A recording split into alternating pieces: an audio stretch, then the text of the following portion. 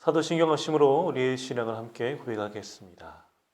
전능가사 천지를 만드신 하나님 아버지를 내가 믿사오며 그 외아들 우리 주 예수 그리스도를 믿사오니 이는 성령으로 잉태하사 동정녀 마리에게 나시고 본디오 빌라도에게 고난을 받으사 십자가에 못 박혀 죽으시고 장사한 지 사흘 만에 죽은 자 가운데서 다시 살아나시며 하늘에 오르사 전능하신 하나님 우편에 앉아 계시다가 주로서 산자와 죽은 자를 심판하러 오시리라. 성령을 믿사오며 거룩한 공예와 성도가 서로 교통하는 것과 죄를 사하여 주시는 것과 몸이 다시 사는 것과 영원히 사는 것을 믿사옵나이다. 아멘.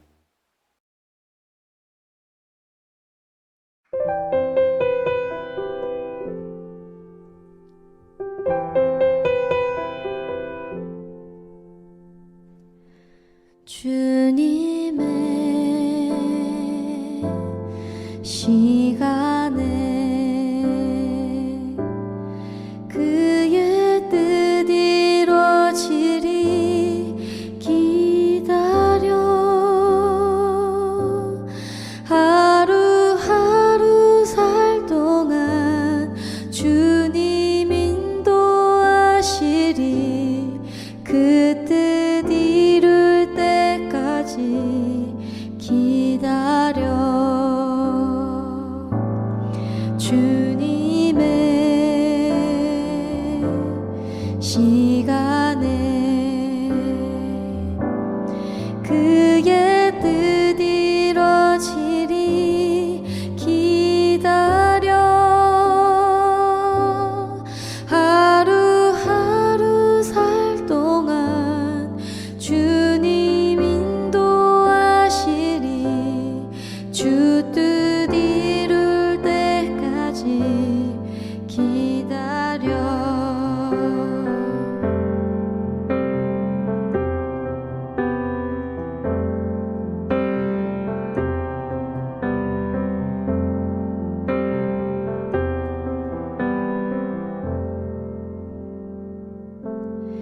기다려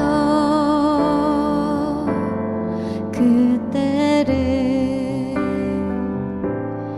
그의 뜻 이루어지리 기다려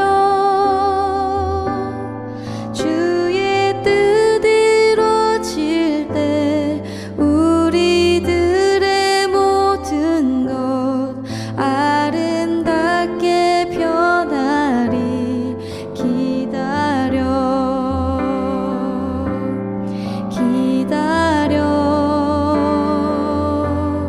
그때를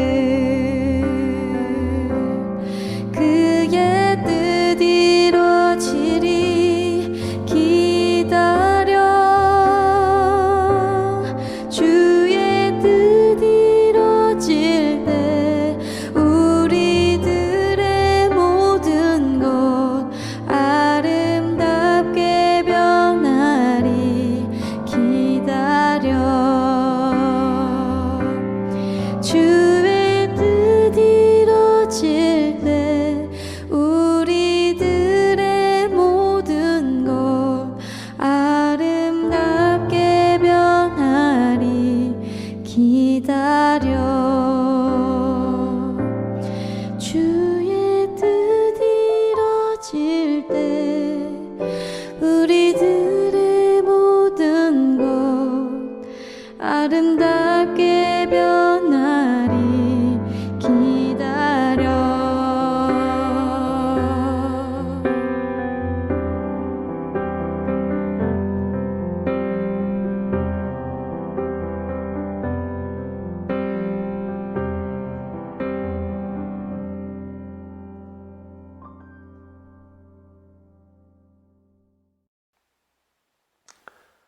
오늘 우리에게 주시는 하나님 말씀은 요한복음 7장 6절 말씀입니다. 함께 합독하시겠습니다.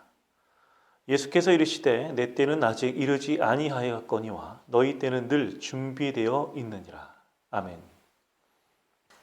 사람들은 누구에게나 자기 주변의 사람이 탁월한 능력이나 큰 힘을 갖게 되면 그 사람의 덕을 보려는 습성이 있죠. 자신의 힘으로 안 되는 것을 그 사람의 힘으로 해결하려 합니다. 그 사람과 함께 자기 자신을 높이거나 하는 마음이 생겨나죠. 그래서 사람들이 자기 이야기하는 것을 들어보면 자기보다 왠지 인격적으로나 사회적으로 훌륭하고 인정받는 위치에 있는 자기 식구나 친척, 심지어는 친구를 가지고 있다는 사실을 빼놓지 않고 이야기하는 경우가 많이 있습니다. 그러면서 그들은 무척 자랑스러워합니다. 사실 이걸 보면 조금 유치한 것이긴 하지만 사람이면 누구나 있는 그런 기본적인 심리일지도 모른다는 생각이 듭니다. 예수님의 형제들도 마찬가지였습니다. 처음에는 예수님을 전혀 중요하지 않던 예수님의 형제들은 예수님께서 갈릴리에서 행하시는 이적들을 보았습니다. 그리고 사람들이 예수님을 추종하고 인정하는 것을 보았습니다. 그래서 예수님께 대한 태도가 조금씩 바뀌었지만 예수님께서 그런 능력을 가지고 있으면서도 그런 인기를 누리고 있으면서도 예수님의 형제들에게는 불만이 하나 생겼습니다. 쉽게 말하면 이것입니다. 집안에 정말 큰 인물이 났는데 왜 인물이 중앙으로 진출하지 않느냐는 겁니다. 왜 자꾸 천구성마을 돌아다니면서 신분적으로 낮은 사람들만 만나고 그 사람들 주위에 있다는 것이 큰 불만이었습니다. 예수님께서 도시로 나가서 이름을 떨치고 유명해져야지만 자신들이 예수님의 형제들이 좀 묻혀서 덕을 볼 수 있는데 예수님께서는 늘 작은 동네만 촌구석만 머물고 계시니까 이들이 가만히 있지를 못하는 겁니다.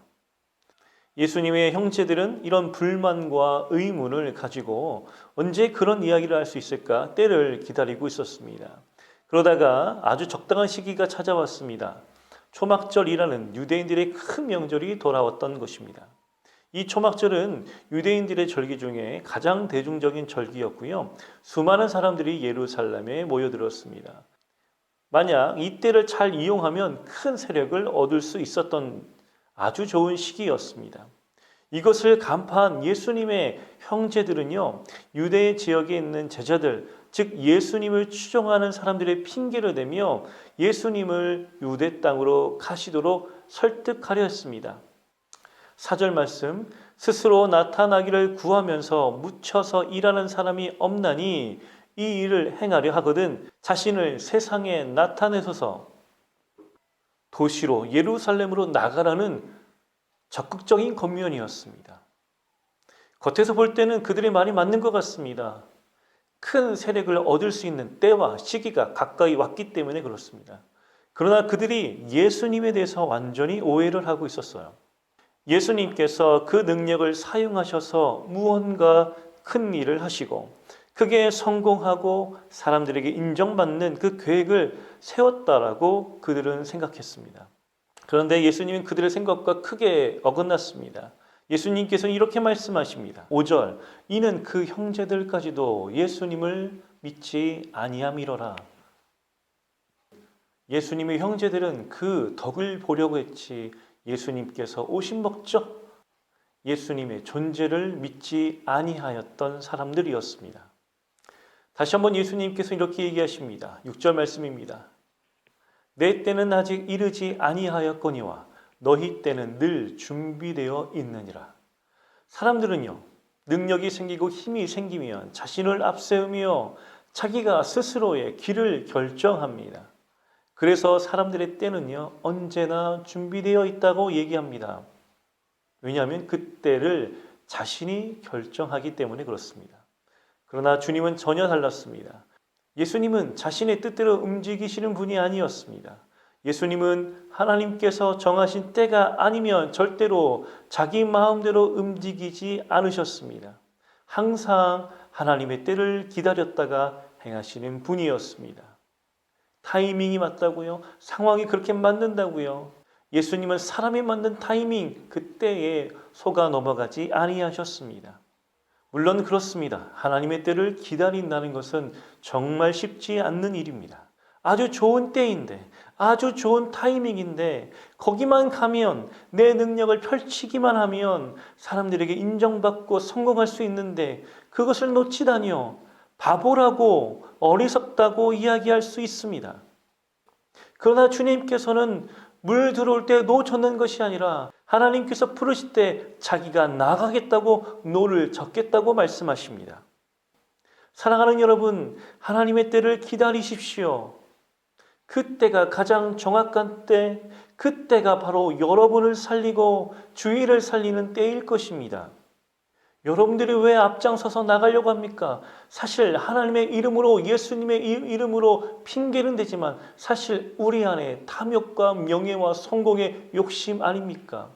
만약 여러분들이 그렇게 나아간다면 언젠가 그것이 여러분들을 좌절시키고 파멸시킬 수도 있습니다. 비록 지금 아닌 것 같지만 하나님의 때를 믿고 그 때를 기다리면서 묵묵히 기다린다면, 묵묵히 참아낸다면 더 좋은 때에 하나님께서 여러분들을 인도하실 겁니다.